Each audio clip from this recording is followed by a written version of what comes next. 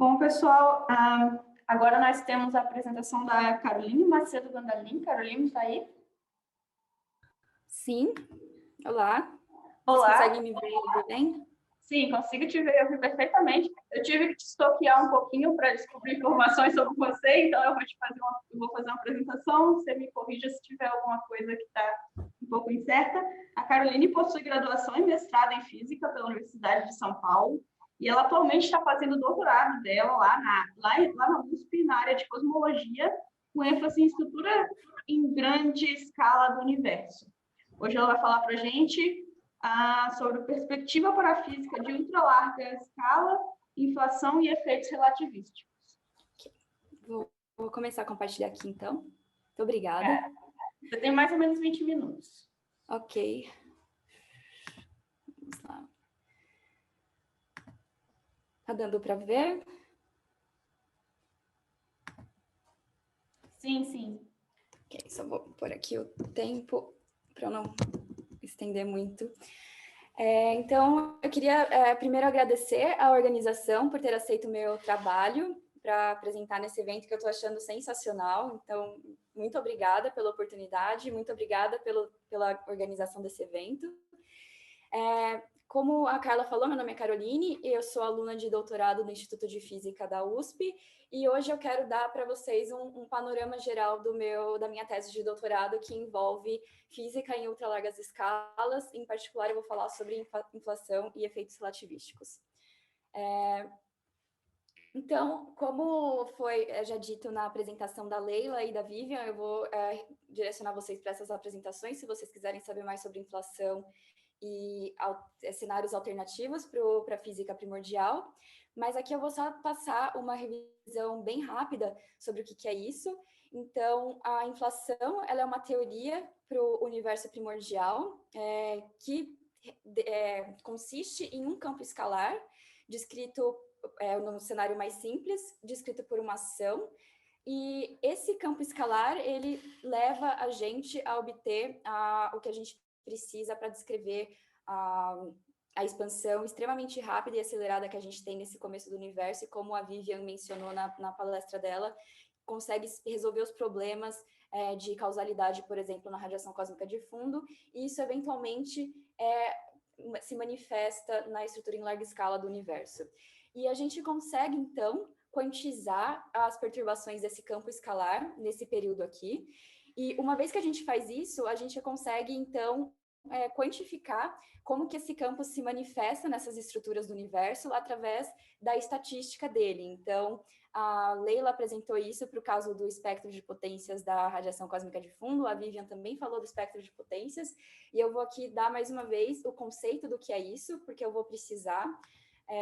Mas, basicamente, o espectro de potências ele está associado com a função de dois pontos desse campo. Então, o que acontece? A gente está descrevendo as propriedades estatísticas da distribuição de galáxias que a gente observa e também a distribuição, por exemplo, das flutuações de temperatura na radiação cósmica de fundo. E a estatística mais simples que a gente pode fazer é obter, por exemplo, a média dessas flutuações. Só que a gente, como a gente tem um campo aleatório, a gente, por exemplo, se fosse um campo gaussiano, a gente precisa da média e da variância desse campo para poder descrever a estatística completa. Então, o espectro de potências, ele é a transformada de Fourier da função de correlação de dois pontos, e ele, por que a transformada de Fourier? Porque é mais fácil da gente linkar isso com o que está acontecendo na teoria, então dá previsões mais simples para a gente. E, basicamente, o que ele faz é decompor a nossa perturbação total, por exemplo, a perturbação nas densidades, na contagem de galáxias, nas flutuações de temperatura ou na densidade do campo Inflaton, e ele decompõe isso em diferentes comprimentos de onda lambda. Por exemplo, então, aqui no painel A eu estou mostrando um comprimento de onda muito grande que está sendo responsável por essa modulação nesse comprimento de onda aqui, na perturbação total. E o espectro de potências nada mais é do que qual é a contribuição que esse modo específico K, que vai como o inverso do comprimento de onda, tem para a perturbação total que a gente observa. Só que se a gente tivesse um universo que é descrito por um campo gaussiano, se a distribuição do que a gente observa fosse gaussiana e, portanto, completamente descrita pela média e pela variância ou espectro de potências, a gente ia ver uma distribuição de galáxias no céu que é bem diferente do que o que a gente realmente observa. Então, o nosso campo, ele não é gaussiano, então a gente precisa de uma estatística mais complexa para descrever o que está acontecendo. E essa estatística se resume na função de 3 pontos, por exemplo, é uma das estatísticas de ordem mais alta que a gente pode pensar, mais simples, que é a função de 3 pontos. Então, ao invés da gente pensar em pares de galáxias, a gente começa a analisar uma tripla de galáxias, e assim como o espectro de potências dava para a gente a amplitude em determinado modo K, o bispectro ele vai dar para a gente amplitude para diferentes configurações triangulares desses objetos no céu. E isso, essa quantidade, o bispectro, ele não só descreve a distribuição, não só dá informação sobre a distribuição de galáxias que a gente observa recentemente, mas também dá acesso à física de partículas que estava acontecendo no universo primordial. Então, por exemplo, se você mede lá a sua função de correlação de 3 pontos no espaço de Fourier e observa que você tem um pico, você tem uma amplitude descrita por esse parâmetro FNL que é grande para essa configuração triangular, então isso está te indicando, por exemplo, qual é o estado de vácuo que você começou a sua inflação. Você pode também, por exemplo, observar que eu tive uma amplitude maior para essas configurações triangulares na minha distribuição de galáxias. Isso indica, então, que a sua ação ela não tem termos canônicos. E você pode também, por exemplo, obter um sinal que tem um pico nessa configuração triangular aqui, e isso te dá informação sobre a quantidade de campos quânticos que estavam atuando durante o período inflacionário. E não só isso, esses parâmetros, eles também possuem uma amplitude que é um pouco, que é grande, relativamente grande, para cenários alternativos à inflação. Então, ele ajuda a gente a separar bem a inflação de outros cenários. E aqui, por exemplo, o que eu queria chamar atenção para essa configuração particular é que aqui vocês percebem que um dos modos de Fourier, esse K, ele é menor do que os outros dois. Então, isso corresponde a distâncias grandes no espaço propriamente dito. E a gente pode pensar no caso limite, onde esse K vai indo para zero, ou seja, as distâncias vão começando a ficar cada vez maiores entre um par de galáxias aqui, nessa tripla, de forma que a informação contida nessa configuração específica triangular se resume na informação que a gente extrairia, por exemplo, da função de correlação de 2 pontos, ou seja, do espectro de potências. Isso é uma coisa interessante, porque aí permite, então, a gente tentar vincular essas não gaussianidades primordiais, essa específica que eu mencionei, a chamada do tipo local, com uma estatística mais simples, que é o espectro de potências. Então, o que eu estou mostrando aqui é esse espectro que eu falei para vocês. Aqui, em preto, a gente tem o caso onde o universo primordial é praticamente gaussiano. Então, cada ponto aqui, por exemplo, para esse modo que corresponde a uma certa distância, a amplitude que contribui para as perturbações totais de densidade no universo é dada por esse valor aqui. E o que acontece é que quando a gente olha para galáxias ou para halos de matéria escura, que são objetos que traçam a distribuição de matéria escura no universo, se a gente tem um nível de não gaussianidades primordiais desse tipo, ele vai se manifestar no espectro de potências com essa cara aqui. Então, por exemplo, se a gente tem um FNL que é positivo, a gente teria um aumento de aglomeramento, de formação de estruturas em grandes escalas, como eu estou mostrando aqui. Para o caso onde a gente não tem essas não gaussianidades primordiais, a gente teria uma coisa que é um pouco mais suave, em formação de estrutura em grandes escalas. E se o FNL é negativo, então a gente obtém uma supressão na potência, ou seja, a gente obtém uma supressão de formação de estruturas em grandes escalas. E aqui eu só queria mostrar qual é o vínculo atual desse parâmetro. Então, a colaboração do Planck, que mede essas quantidades na radiação cósmica de fundo, vincularam esse parâmetro específico com essa precisão aqui, de mais ou menos 5, o que quer dizer que esse efeito em azul que a gente está vendo, que é um FNL relativamente grande, já está excluído por esses dados da CMB.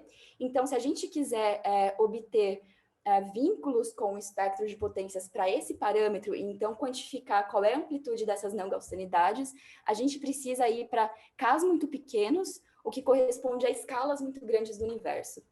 E para a gente poder medir escalas muito grandes do universo, a gente precisa mapear volumes muito grandes. E para isso, então, a modelagem newtoniana não é suficiente. Então, quando a gente começa para essas escalas muito grandes, a gente precisa tomar cuidado com o que a gente está determinando, com o que a gente está chamando de observável, com o que a gente está medindo. E então, entro aqui no meu assunto principal dessa apresentação, que é essa modelagem relativística para observável, que no caso seria a densidade, por exemplo, de galáxias no universo.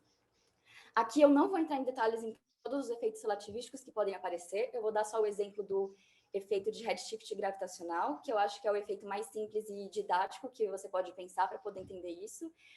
E, basicamente, então, esses efeitos, eles estão associados com a necessidade que a gente tem de poder realmente falar o que a gente mede num survey de galáxias. E o que a gente mede é uma posição angular no céu, falando qual é a posição angular de uma galáxia, e qual é o redshift desses objetos, que vai dar para a gente, então, um mapa tridimensional ao longo do tempo no universo. Então, a gente requer que essa galáxia aqui, por exemplo, então aqui eu estou mostrando duas populações de galáxias, tá? Uma população mais fraca, que está assentada numa região do potencial gravitacional onde esse potencial é menor, e uma galáxia mais brilhante, que está assentada numa região onde o potencial gravitacional é mais forte. E para a gente conseguir detectar essa galáxia aqui, ela precisa emitir um fóton, e esse fóton, para sair da galáxia e chegar até a gente, sentado aqui no observador O, ele tem que perder muita energia para poder romper esse potencial. E quando esse fóton perde toda essa energia, a posição aparente dessa galáxia, que inicialmente estava simétrica com relação a esse par de galáxias aqui, ou seja, a distância entre F1 era a mesma da distância entre F2 e B, vai parecer, na verdade, que porque esse fóton perdeu essa energia, que essa galáxia mais brilhante está mais próxima da galáxia F1. Então, quando a gente olha nessa linha divisada aqui, e a gente observa essa situação que era inicialmente simétrica, com as galáxias com a distância igual entre elas, a gente vai obter uma assimetria simplesmente porque ocorreu esse efeito de redshift gravitacional para os fótons. Então, uma situação que era inicialmente simétrica ao longo da linha divisada se torna assimétrica quando a gente compara traçadores diferentes, ou seja, galáxias diferentes, na função de 2 pontos. E esse tipo de efeito, ele tem mais coisas entrando aí, mas basicamente ele se manifesta na nossa contagem de galáxias. Então aqui eu estou mostrando qual é o contraste de densidade dessas galáxias, quando a gente compara o que a gente mede em um pixel com a média do universo. Então alfa aqui poderia ser essa população de galáxias mais fraca, menos brilhante, e beta poderia ser a outra população da galáxia mais brilhante. E o que acontece é que esses efeitos de assimetria ao longo dessa linha divisada se manifestam através de um termo imaginário que aparece para esse contraste de densidades. A alfa aqui, eu estou incluindo todos os efeitos relativísticos que aparecem, causando essa assimetria ao longo da linha divisada. Então, vai além do efeito de redshift gravitacional, por exemplo. E uma vez que a gente tem essa observável aqui, a gente pode calcular o espectro de potências cruzado, ou seja, pegar a função de correlação cruzada entre a galáxia mais fraca e a galáxia mais brilhante e calcular o espectro de potências. E aí a gente percebe que vai ter esse termo aqui, que é puramente relativístico, que vai como 1 sobre K ao quadrado. E aqui entra uma das preocupações que pode aparecer em considerar esses efeitos relativísticos para essa análise de não gaussianidades primordiais, porque se vocês verem o que está acontecendo aqui em grandes escalas, é uma coisa muito similar ao que acontece com aquele efeito que eu mostrei no gráfico anterior do espectro de potências, quando a gente tinha um aumento de potência em grandes escalas, porque a gente tem não gaussianidades primordiais. Então, esse é um efeito que, a princípio, pode atrapalhar as nossas medidas daquele parâmetro FNL. E outra coisa interessante, e esse daqui é a principal quantidade que eu tentei vincular no meu trabalho, que eu vou apresentar para vocês, é essa característica imaginária que aparece no espectro de potências. Então, isso daqui é uma coisa que quando você não tem efeitos relativísticos, você não tem essa quebra de assimetria ao longo da linha divisada, você não teria essa contribuição imaginária. E aqui eu estou mostrando qual é a cara dessa contribuição, só para vocês terem uma noção da relação entre a amplitude do espectro para a amplitude desse dipolo, que é caracterizado por um multipolo ímpar, para quem lembra da expansão de Legendre, dos polinômios. Mas, basicamente, então, é um efeito que é puramente relativístico e que, então, por depender daqueles potenciais gravitacionais que aparecem nas perturbações que o nosso universo real tem com relação ao universo que é idealmente homogêneo e isotrópico, então a gente tem essa quantidade aqui que dá para a gente muita informação sobre a possível teoria de gravitação que está operando no nosso universo. Então, a gente tentou vincular esse tipo de efeito nesse trabalho aqui, que eu fiz com o pessoal da Universidade de Queen Mary de Londres, e a gente usou para isso essa simulação de evolution, que é uma simulação de N-corpos, ok? Puramente relativística, no sentido de que ela evolui as equações de Einstein ao invés de evoluir simplesmente as equações de Newton para descrever a formação de estruturas. E o legal dessa simulação, além dela resolver as equações de Einstein, ela dá para a gente um catálogo final de partículas de matéria escura num cone de luz. Então, dá associado diretamente com o que a gente consegue observar com surveys de galáxias. Então, a gente tem a posição angular no céu e a gente tem o redshift, então a gente mapeia um cone de luz. O que eu estou mostrando aqui é um catálogo de halos que a gente consegue obter a partir do catálogo de partículas de matéria escura. E esse catálogo de halos, a gente seria o observador aqui embaixo, por exemplo, olhando para esse cone de luz passado. Então, a gente percebe que para halos mais massivos, por exemplo, esses pontinhos vermelhos que representam halos mais massivos, a gente vê que eles são mais abundantes em redshifts mais baixos. Isso está associado com o fato de que para você formar um halo muito massivo de matéria escura, você precisa juntar outros halos para formar esse halo. E então, o que a gente fez foi pegar esse catálogo de halos aqui, nesse cone de luz, e a gente tentou, então, vincular aquele efeito, aquela parte imaginária. Aqui eu só estou mostrando por consistência o espectro de potências, o monopolo, que bate com a teoria muito bem aqui. Então, as linhas sólidas representam a teoria e a linha tracejada e os pontos representam as medidas que a gente obteve desse catálogo de halos para diferentes populações, diferentes massas. E, finalmente, a gente tentou vincular a parte imaginária do espectro de potências. E, para isso, a gente, então, correlacionou halos diferentes, então, um halo menos massivo com halos mais massivos, em analogia com aquilo que eu falei, para as galáxias que são menos brilhantes com a galáxia mais brilhante. Então, a gente obtém essa simetria ao longo da linha divisada para esses halos, e a gente tentou vincular isso com essa simulação. Infelizmente, a gente não conseguiu afirmar uma detecção. Aqui em sólido, eu estou mostrando a previsão teórica para essa quantidade imaginária do espectro de potências, e os pontos são as medidas que eu obtive. Então, vocês podem perceber que a variância nessas medidas é muito grande, o nosso ruído é muito grande, a gente não consegue realmente detectar esse sinal relativístico, esse efeito. Nem mesmo quando a gente, por exemplo, correlaciona os halos com as próprias partículas de matéria escura. Então, para esse caso aqui, que é o meu halo mais massivo, é onde o meu sinal seria o mais alto possível, quando eu comparo com a partícula de matéria escura, e a gente não consegue afirmar essa detecção. Então, aqui a gente sofreu de um problema que é o seguinte: o nosso cone de luz que eu mostrei, ele tem uma área relativamente pequena. Então, ele compreende 400 graus quadrados no céu. E isso não dá para a gente um volume necessário para que a gente consiga estimar muito bem esse dipolo. Então, o que a gente precisa fazer é conseguir acessar volumes muito grandes do universo. Então, aqui, só para para concluir, eu queria falar do trabalho que eu estou começando agora com o Davi Alonso, da Universidade de Oxford, e basicamente o que acontece, se a gente quiser acessar esses volumes muito grandes, a gente pode usar esses surveys, esses levantamentos de mapeamentos de intensidade da linha de 21 centímetros do hidrogênio neutro. Então, aqui ele dá para a gente também, assim como as galáxias dão para a gente um mapa tridimensional do universo, as flutuações nessa intensidade dessa linha de 21 centímetros dá para a gente um mapa tridimensional, uma vez que a gente tem a frequência dessa linha. E essa frequência dá acesso a gente ao redshift, onde a gente está medindo esses pontos diferentes do mapa de intensidade.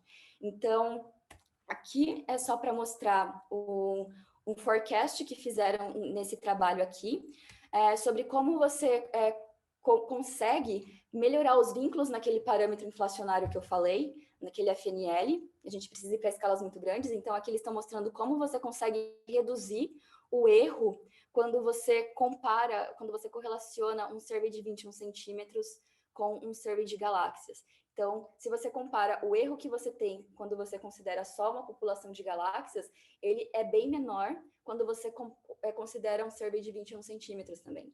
E isso, então, dá para a gente medidas para esse parâmetro de FNL que estão competitivas com as medidas da radiação cósmica de fundo. E o porquê disso é porque a área desses surveys e o intervalo de redshift é muito grande. Então, só para fechar aqui, o problema desses surveys de 21 centímetros, nem tudo é perfeito.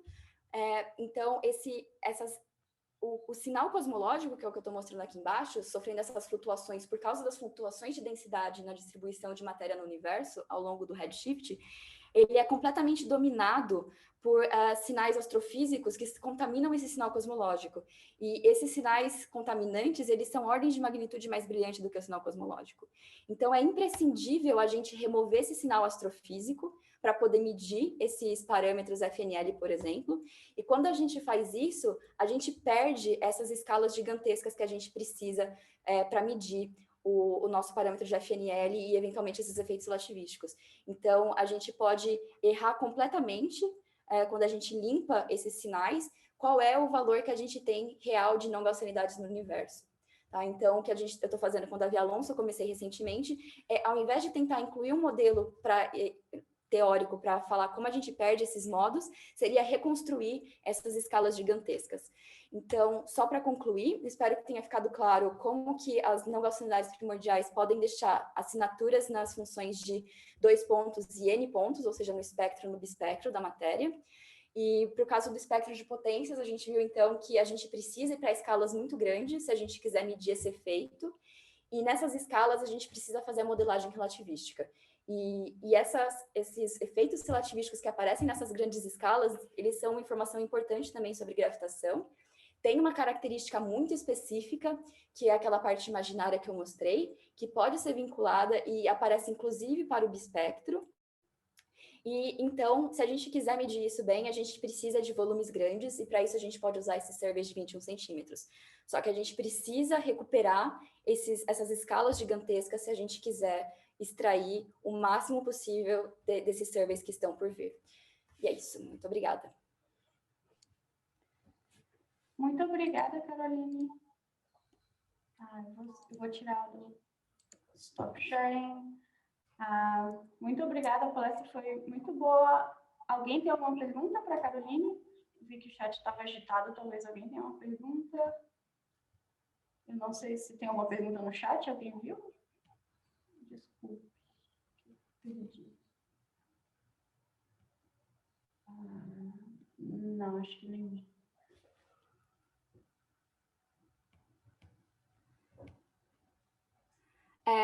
Não sei se ficou claro, eu falei meio rápido porque eu tinha feito uma apresentação tempo, mais longa. Deu para entender, eu espero a parte, então, a mensagem principal. Não, pelo chat aqui, está todo mundo muito feliz com sua apresentação, e parece que a pergunta que tinha foi respondida no slide seguinte. Então, isso aqui é eficiência, respondeu a pergunta. Quando a gente tem 20 minutos, a gente tenta o mais rápido possível. Ok, gente, muito obrigada.